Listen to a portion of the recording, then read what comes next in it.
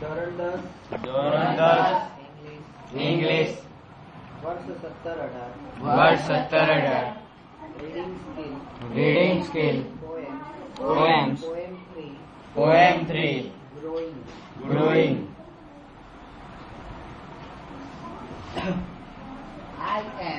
I am living mom શું શું અંદર શું લખ્યું છે તો મન ખાવે એમ બોલો છો તમે બોલે growing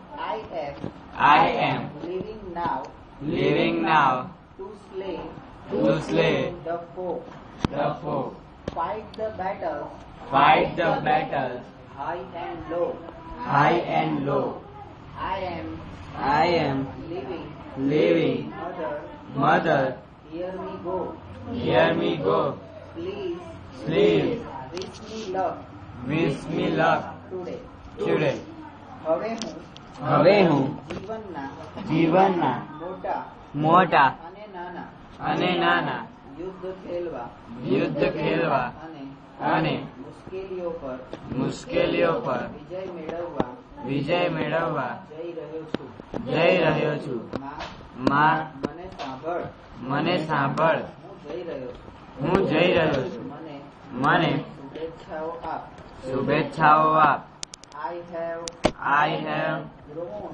grown my wings I want to fly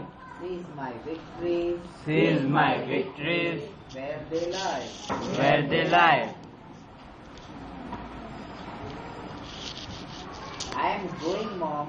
I am going, Mom, but please don't cry.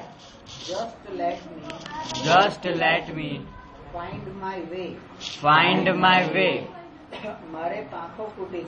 મારે પાંખો ફૂટી છે હું ઉડવા માંગુ છું જ્યાં મારી જીત પડેલી હશે ત્યાંથી આંચકી લઈશ માં હું જઈ રહ્યો છું પરંતુ તું રડતી નહીં મને મારો રસ્તો શોધી લેવા દે I want to see and touch and hear though there are dangers there are fears I will smile my smiles and dry my tears this let me speak my say જો કે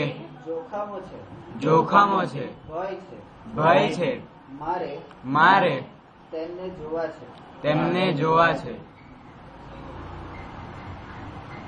મારા લખેલું છે ત્યાં મારે કરી દેવાનું થઈ ગયું ચાલુ કરો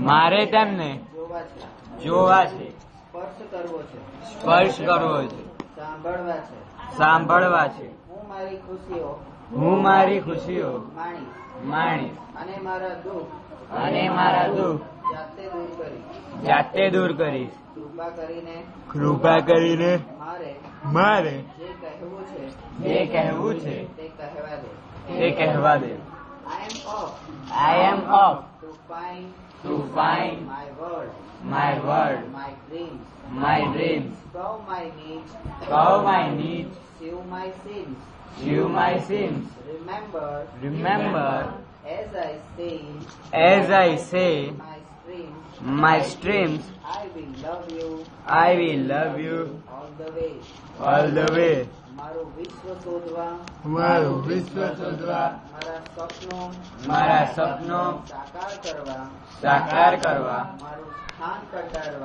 મારું સ્થાન કંડારવા અને મારી જાતને ઘડવા હું નીકળ્યો છું તું યાદ રાખજે મારી આ મુસાફરીમાં હું હંમેશા તને ચાહતો રહીશ બ્રુક મ્યુલર આ કવિતામાં આ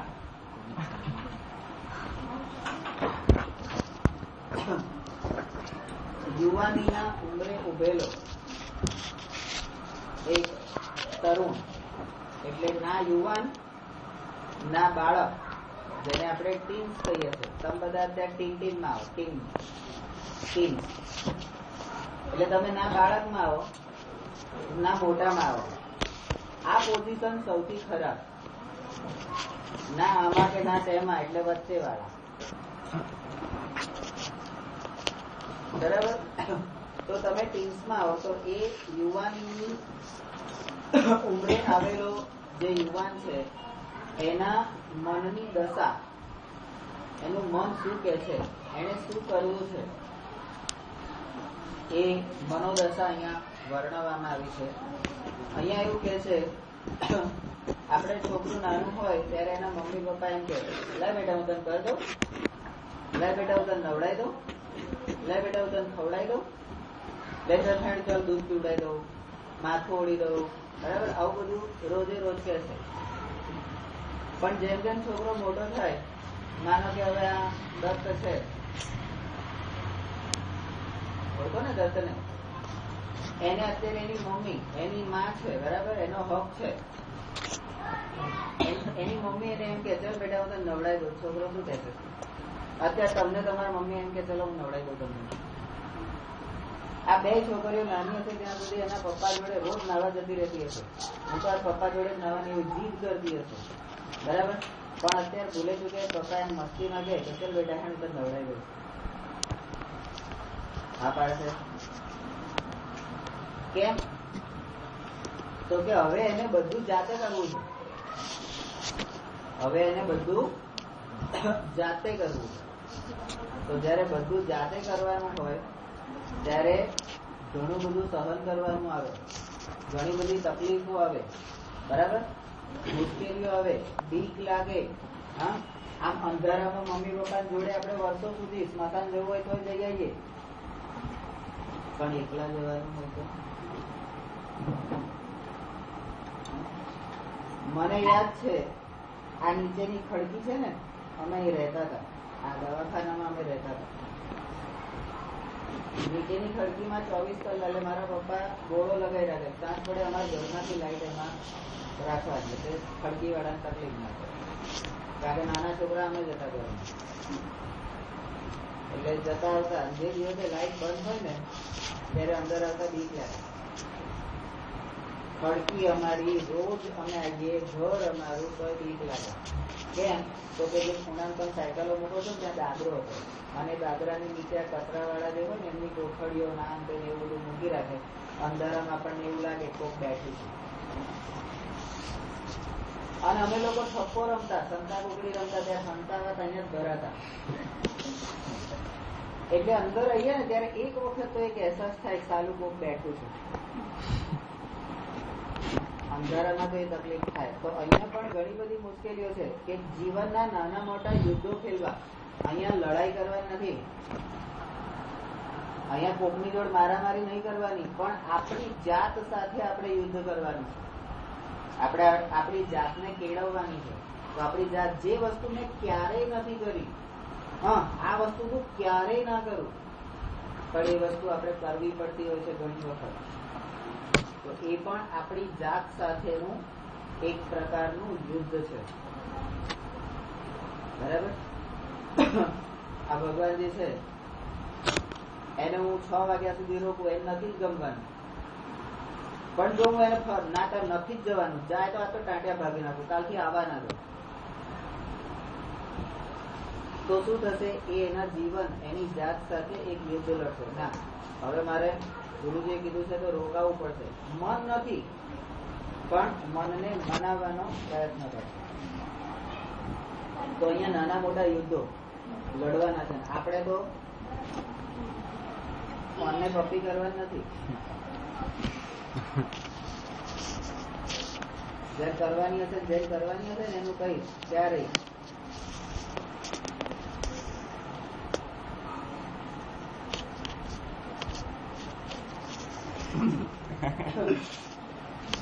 તો જીવનના નાના મોટા યુદ્ધો આપણે અત્યારે ધોરણ 10 માં આપણા જીવનનું આપણે એમ માનીએ છીએ આ 10મા ધોરણની પરીક્ષા એ કોઈ યુદ્ધ નથી, પણ આપણે એને યુદ્ધની જેમ લડવાની છે. કેમ લડવાની છે? કારણ કે આપણે આપણા રિઝલ્ટ થકી, આપણા રિઝલ્ટના માધ્યમથી આપણે ઘણા બધાને જવાબ આપવાના. આ બીજા બધા માટે સામાન્ય પરીક્ષા હશે, પણ આપણા માટે આ યુદ્ધ છે. અને એવું યુદ્ધ છે, પેલું લગાન પિક્ચરમાં કહે છે ને कि ये सिर्फ खेल नहीं है, ये एक युद्ध है और वो हमको जीतना है. बराबर? આ યુદ્ધ આપણે કોઈ બી હિસાબે જીતવાનું છે, અને ચોરી કરીને નહીં, મહેનત કરીને જીતવાનું. બરાબર? તો એવા યુદ્ધો આપણે ડગલે ને પગલે જીવનમાં લડવાના આવશે. તો આ છોકરો એની માને કહે છે કે તું મને જવા દે, એમ એ યુદ્ધ લડવા મને જવા દે, તું ચિંતા ના કર, તું છોડી દે. બરાબર? મારી મુશ્કેલીઓ પર વિજય મેળવવા જઈ રહ્યો. મને ખબર છે કે હું અહીંથી બહાર નીકળી, તમને બધાને ખબર છે, આગળ જે બધા ગયેલા છે બધાને ખબર છે કે સરસ્વતી વિદ્યા મંદિરમાં એક પરિવારની જેમ, એક ઘરની જેમ તમને રાખવામાં આવે છે. જેવા તમે બીજી સ્કૂલમાં જાઓ ને એટલે હવાથી આજ સુધી પેલાનું ભાષણ સાંભળવું પડે છોકરાનું. તઈ તો આવું કરે છે, તઈ તો આવું કરે છે, તઈ તો આમ કરે છે, તઈ તો બધું આમ કરે, બધું નવી નવી. એટલે અહીંના જેવું વાતાવરણ તમને ક્યાંય નથી મળવાનું. એનો મતલબ તમને બીજા વાતાવરણમાં સાઈડ થવા માટે મુશ્કેલીઓ પડવાની છે. બરાબર? તો એ મુશ્કેલીઓ પર વિજય મેળવવા હું જઈ રહ્યો છું. માં મને સાંભળ, હું જઈ રહ્યો છું. એટલે એની માને કહે છે તું સાંભળ, હું જઈ રહ્યો છું. નીચે દવાખાને, નીચે જ નીચે સામે ઓફિસ છે ને, દાદરો ઉતરીને આમ જાઓ એટલે ઓફિસ છે. ક્યાં? તમે પાછળના ઘરમાં જઈને આવ્યા છો, અહીંથી અંદર બી જવાય કે રસ્તો છે? તો કે મને જવા દે. ના પાડી, જવા દે, પણ મારે તારી પાસેથી શું જોઈએ છે? તો મા પાસેથી આપણે શું માંગીએ? આશીર્વાદ. આપણે બધા પિક્ચરોમાં જોઈએ છે, આપણે પોતે એવું કરીએ છીએ. આમ મારા બેટા 12 મહિનામાં કોઈ દિવસ મા બાપને પગે લાગતા ના હોય, પણ જેવી 10મા બોર્ડની એક્ઝામ આવે એટલે ગુજરાતીનું પેપર હોય ત્યાંથી ચાલુ કરે, મમ્મી, કાકા, માસી, આજુબાજુ વાળા બધા જ પગે લાગ્યા કે કેમ? તો કે હવે તમને એ આશીર્વાદની, એ શુભેચ્છાની જરૂર પડશે. તો ચાલાઓ અત્યાર સુધી નથી, અત્યાર સુધી તમને વગર માંગે આપી દીધી, એટલે હવે તમારે માંગવી પડશે. તો રોજ કેમ ના રોજ મંગાય? તમે રોજ કંઈક નવું કરવા જઈ રહ્યા છો, તો તમારા માટે તો રોજ યુદ્ધ છે, રોજ એક લડાઈ છે પોતાના જીવનની. રોજ મારે કંઈક શીખવાનું છે. બરાબર? તો હું રોજ કેમ પગે ના લાગુ? પણ એક્ઝામ હશે ત્યારે લાગશે. પછી ક્યારે લાગશે? તો કે દિવાળીએ, બેસતા વર્ષના દિવસે 10 રૂપિયા મળે. શું તમારો સંબંધ ખાલી 10 રૂપિયાનો? તો મા બાપને રોજ પગે લાગવું જોઈએ. એવા આપણી વિદ્યાલયના સંસ્કાર છે. આપણે દીદી ગુરુજી લાગીએ છીએ. કેટલાય લોકો એવા છે કે જે સ્કૂલમાં આવે ને તરત ગુરુજી દીદી જે હોય બધાને પગે લાગે, અહીંથી જતી વખતે પગે લાગે. એવા કેટલાય છોકરા આજની તારીખમાં તમને આપણી સ્કૂલમાં જોવા મળશે. પણ આપણે તો મોટા થઈ ગયા ને. હા, આપણે તો મોટા થઈ ગયા ને. હવે આપણે નમીએ તો આપણી ઇજ્જત જાય. આવું કરાય? તો કરવું જોઈએ. એ તમારા સંસ્કાર છે. એનાથી તમે નાના નથી થઈ જતા. ઉડતા રોજ એક દિવસના તમે વિચાર કરો, પરીક્ષાના એક દિવસે તમને એને આશીર્વાદ આપ્યા અને તમારું પેપર સારું જાય છે.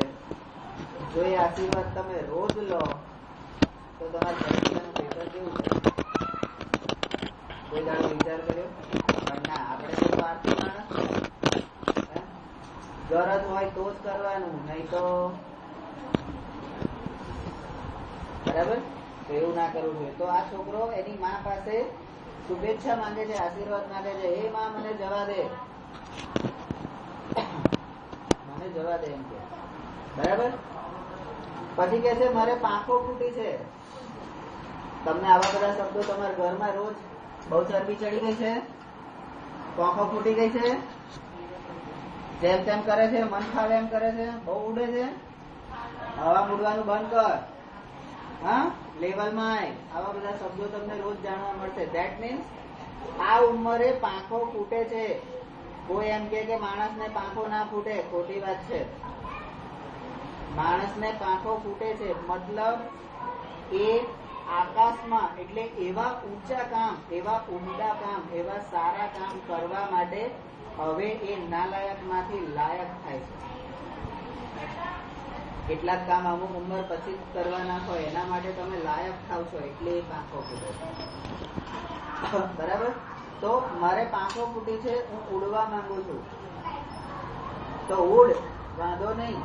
પેલા બાજ પક્ષીની જેમ ઊંચામાં ઊંચો ઉડ, પેલા કાગડા કબૂતર ચકલીની જેમ નીચે નહીં. તું તારું એક લેવલ બનાય, એક સ્તર બનાય.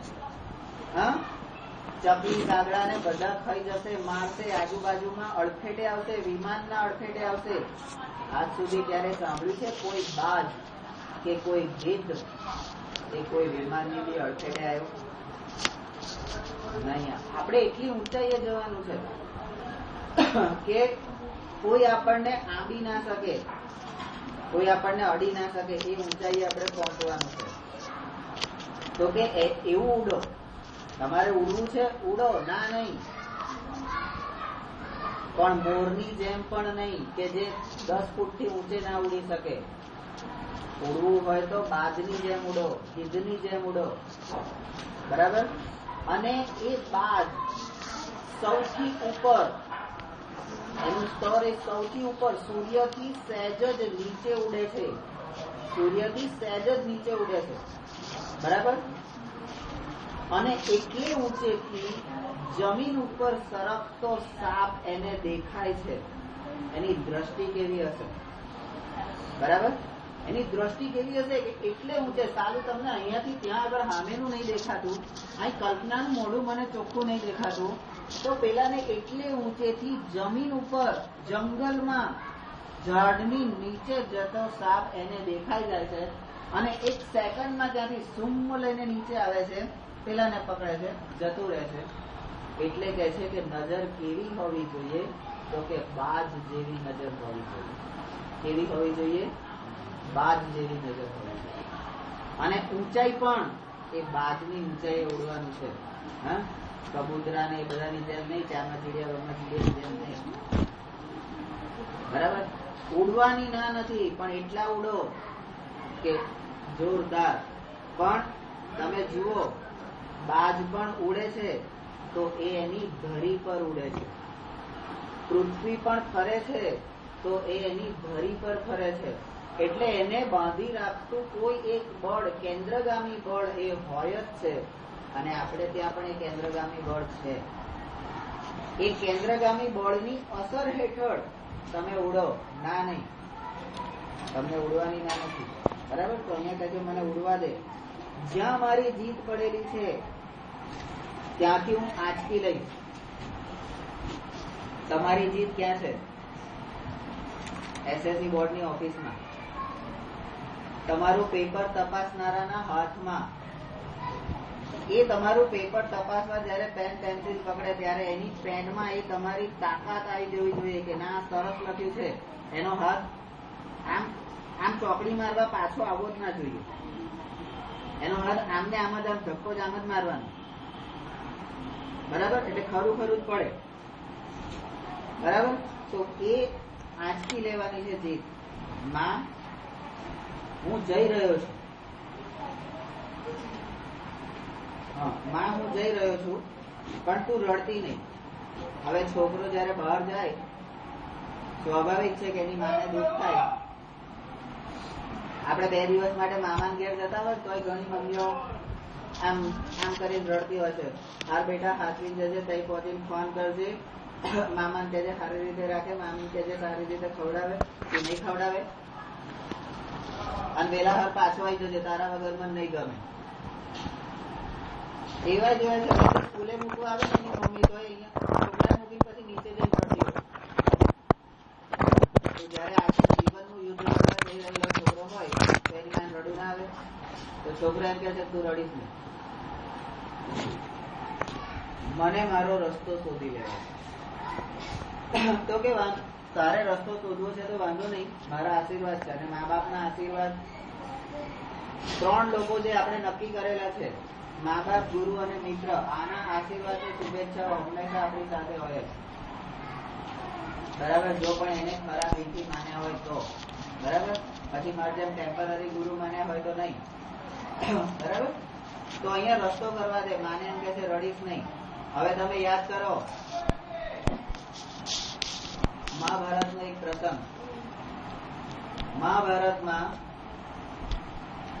પાંડવો અને કૌરવો વચ્ચે, આપણે બધા એવું બોલતા કૌરવો પાંડવો વચ્ચે યુદ્ધ થયું, આપણે ઊંધું બોલવાનું. પાંડવો અને કૌરવો વચ્ચે યુદ્ધ ચાલતું હતું. કોઈ કારણસર અર્જુનને એનું વચન નિભાવવા માટે, કારણ કે ક્ષત્રિયો હતા, એકવાર વચન આપ્યું કે હું આમ કરીશ એટલે હું કરું જ. બરાબર? હું વાણિયો છું તો હું કરી શકું છું. એ તો ક્ષત્રિય હતો, એને તો એનું વચન નિભાવવાનું. તો વચન નિભાવવા માટે એને બીજી જગ્યાએ યુદ્ધ કરવા જવું પડે એવું હતું. અને એ દિવસે પાંડવ સેનાની આગેવાની લેવા વાળું કોઈ નતું. પેલો લબર મૂછ્યો અભિમન્યુ તૈયાર થઈ ગયો,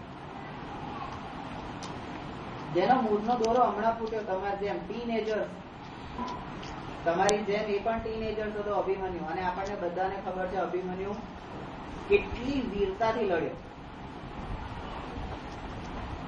તો એ અભિમન્યુ પહેલા એના બધા સભામાં બેઠા હોય છે, બધા ચિંતા કરતા હોય છે, ચાલુ આજે અર્જુન નથી, આગેવાની કોણ લેશે?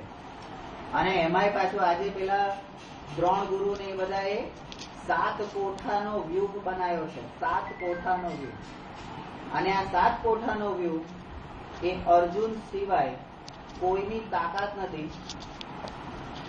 કે 7 કોઠા ભેદી શકે.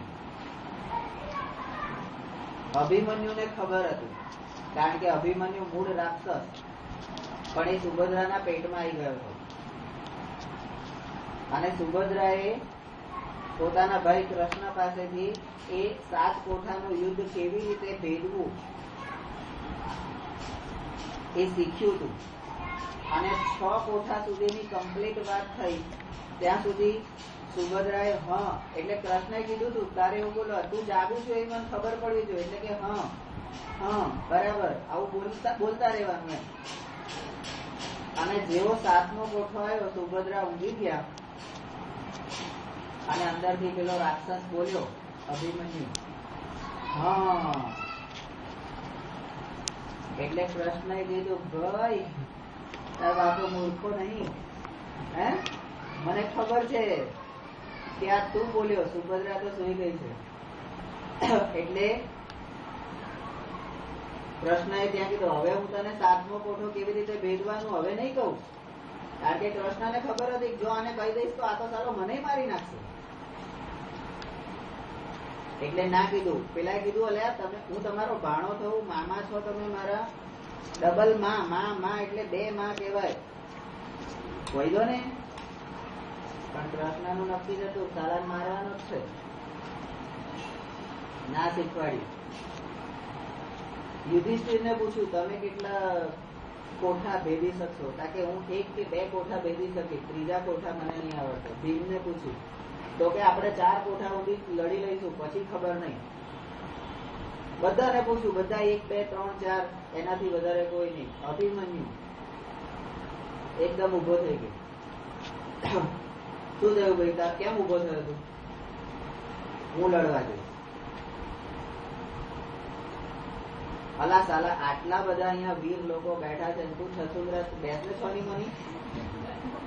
નાના છોકરાને યુદ્ધના મેદાનમાં જવા, એ વખતે પણ નિયમ હતો કે નાના બાળકોને, એટલે ટીનેજર્સ, ત્યાં 18 વર્ષનો નિયમ લાગુ પડતો હતો, 21 વર્ષનો ત્યાં લાગુ પડતો હતો કે એનાથી નીચેનાને યુદ્ધના મેદાનમાં જવાની પરમિશન નથી. પણ આ 16-17 વર્ષનું રમકડું તૈયાર થઈ ગયું. હું 6 કોઠા ભેદી શકું છું, 6 કોઠા. તમે બધા મારી સાથે આવજો 6 કોઠા, પછી 7મા કોઠામાં આપણે બધા ભેગા થઈને લડી લઈશું.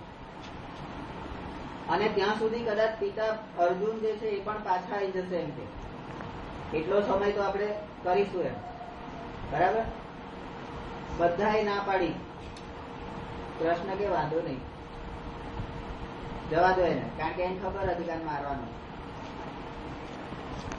ખુશ થતો થતો આ બચ્ચું એની મા પાસે ગયું. હે મા,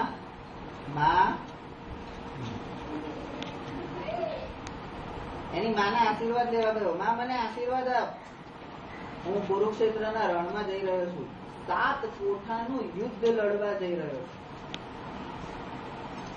સુભદ્રાને ખબર હતી કે આ કામ અર્જુન સિવાય કોઈ કરી શકે એમ નથી. અને આ દોઢો એટલે રડવા માંડી.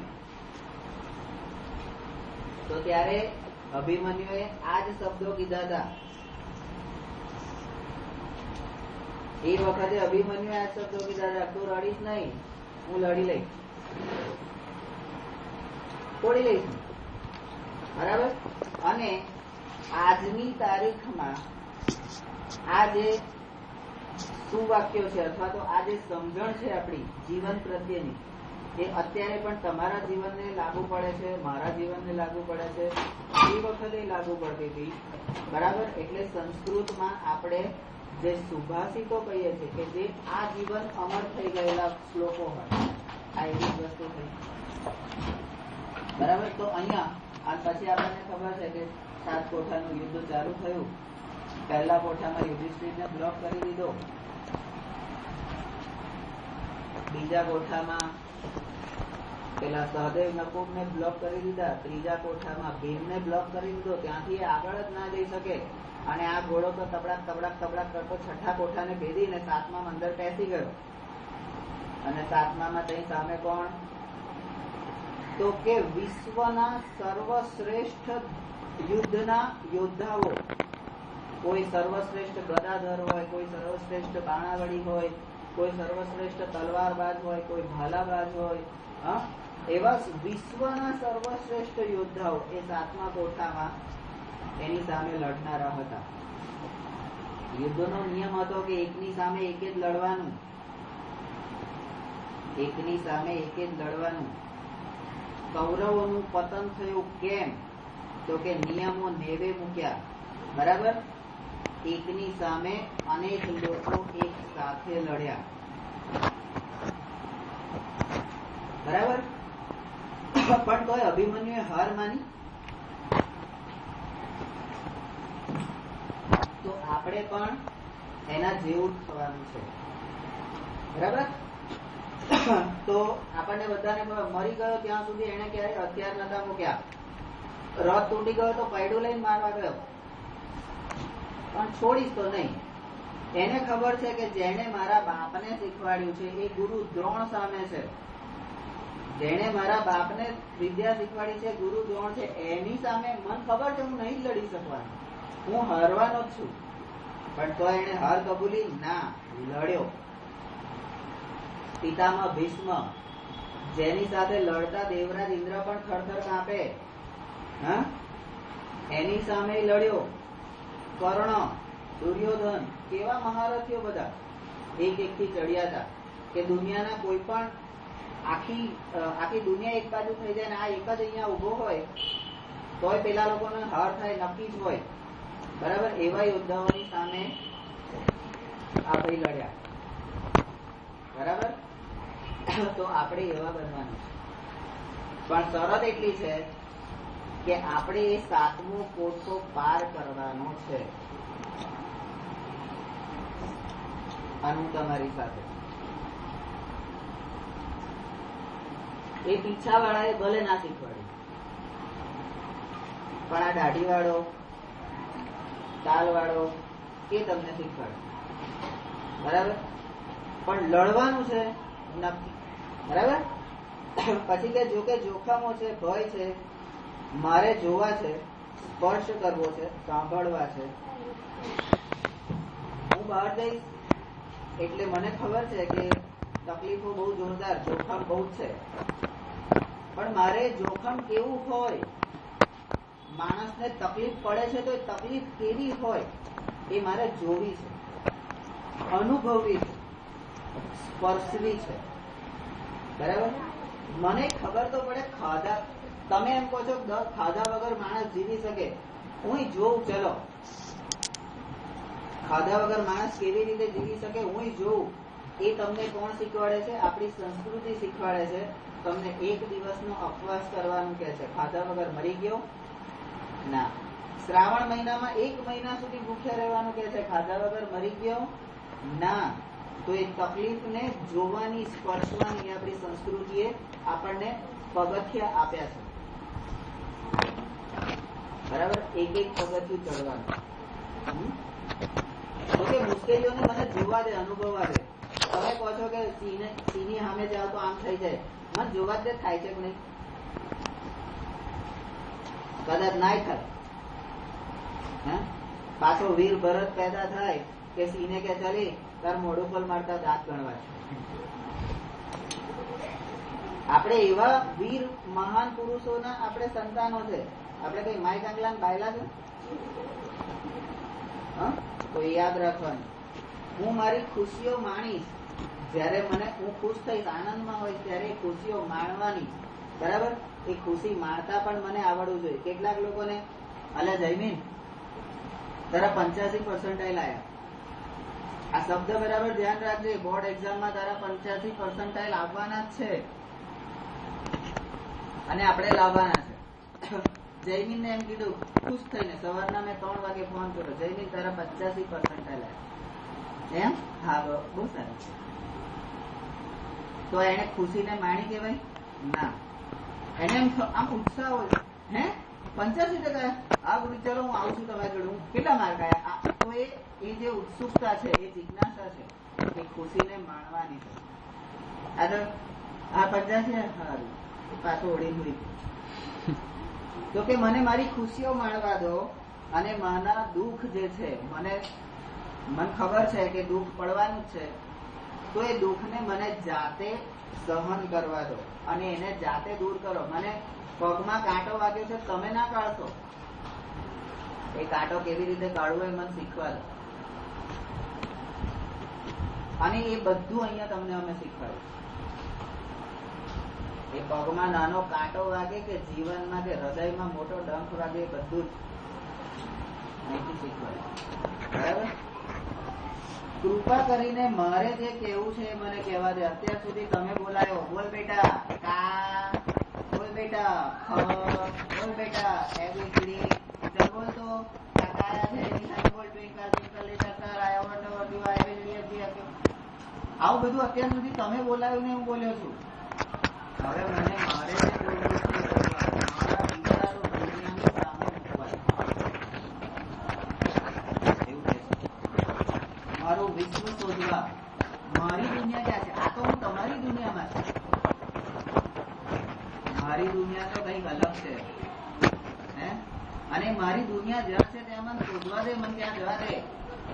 કેટલાય લોકો એના મમ્મી પપ્પા નહીં કહેતા, તમે આખું દાડો, આખું વર્ષ, આખી જિંદગી અમદાવાદમાં પડી રહ્યા, અને તો અમેરિકા જવા દો.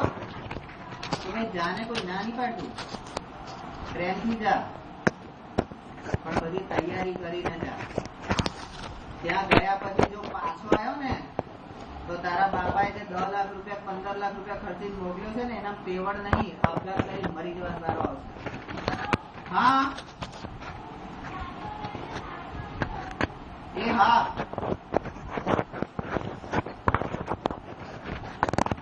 તો તમને ના નથી તમારી દુનિયા શોધવાનું, તમારી દુનિયામાં તમને મોકલવાના છે. પણ આ દુનિયાના તમે અંશ છો, એ સતત યાદ રહેવું છે. કીધું ને કે બાજની જેમ ઉડો, પણ કેન્દ્રગામી બળની અસર નીકળ. હા, તો ક્યાંય પછડાશો નહીં, કઈ પડશો નહીં. જો અહીંથી કરી કે એનું જે ચુંબકીય ક્ષેત્ર છે એની બહાર નીકળી ગયા,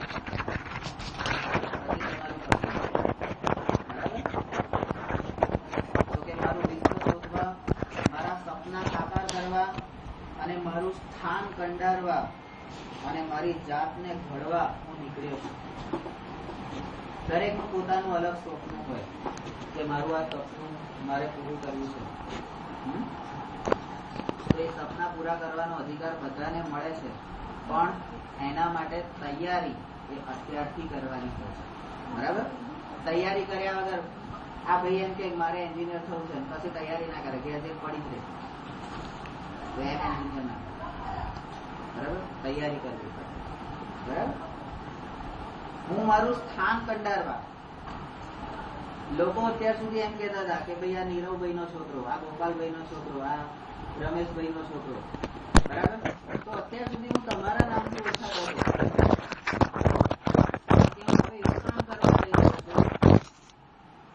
કે લોકો એમ કે છે કે ભાઈ આ જે ભાઈ છે ને એ પેલા દર્શના પપ્પા છે. આ જે ભાઈ છે ને દર્શના પપ્પા છે. આ પેલા પ્રદીપના પપ્પા છે. એવું લોકો કહેવા જોઈએ. ત્યારે આપણે સમાજમાં જીવનમાં કોઈ સ્થાન કંડાર્યું એવું કહેવાય. બરાબર? મારી જાતને ઘડવા નીકળ્યો છું. મેં કીધું ને અત્યાર સુધી મેં ક્યારેય ના કર્યું હોય એવા બધા જ કામ મારે કરવા પડશે. અને જો કરવાના આવે તો હું એ કરી શકવા માટે કેપેબલ છું, તૈયાર છું. મનથી, શરીરથી, કર્મથી, વચનથી હું તૈયાર છું. જો હું તૈયાર નથી તો બહાર જવાનો કોઈ મતલબ નથી. બરાબર? જો હું તૈયાર છું તો તમે બહાર જાઓ, કોઈ ચિંતા. અને તૈયારી કરવાનો સમય એટલે ધોરણ 9-10 નો સમય. બરાબર? તો છોકરો કહે છે હું નીકળ્યો છું આ બધું કામ કરવા માટે, પણ કે તું ચિંતા ના કર. આખી આ મુસાફરીમાં હું હંમેશા તને યાદ રાખીશ, ભૂલી નહીં જવું.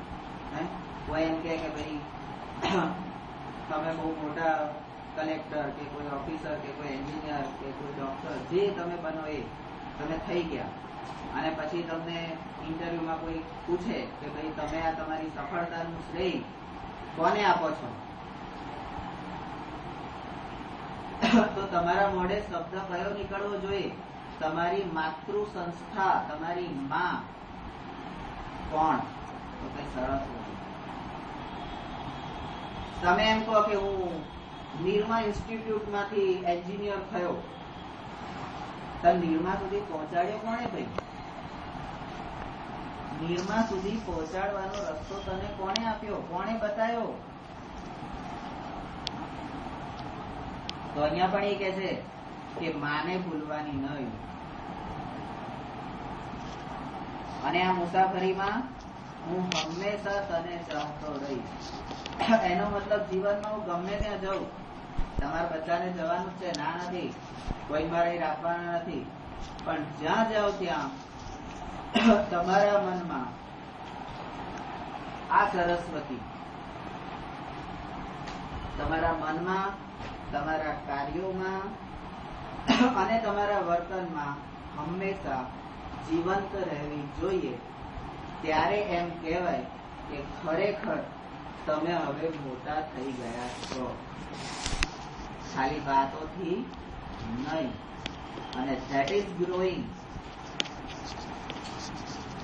otherwise all childhood.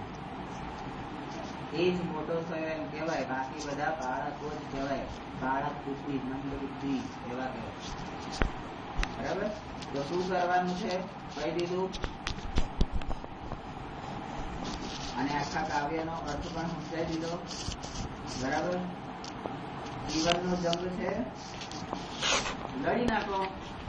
હા,